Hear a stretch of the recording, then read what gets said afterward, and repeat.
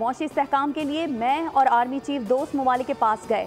IMF programme के लिए दिन रात मेहनत की। वफाकी काबीना का वज़ीर आज़म की ज़ेर क़यादत 1 साल मुकम्मल होने पर खुसूसी इजलास। वज़ीर आज़म ने खिताब में कहा, मौशी आशारिये मुस्बत हैं। आलमी मालियाती इदारे एतराफ़ कर रहे हैं। मईशत की बेहतरी के लिए नवाज शरीफ का शुक्रिया अदा करना चाहता हूँ। महंगाई की शरह 28 से कम होकर 1.6% पर आ गई।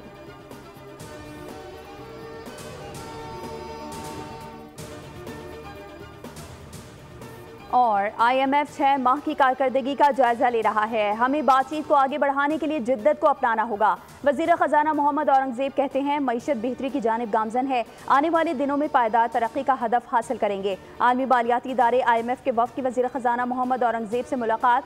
वज़ीर ख़जाना ने IMF को पाकिस्तान की मौशी सूरत हाल और मौशी इस्लाहात के एजेंडे पर ब्रीफ किया। पहले मरहले में IMF वफ़द के साथ तकनीकी सतह के मुज़ाकरात होंगे।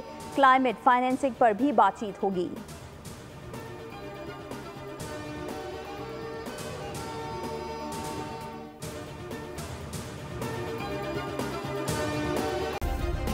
सब्सक्राइब करें और बेल दबाएं ताकि कोई खबर रह न जाए।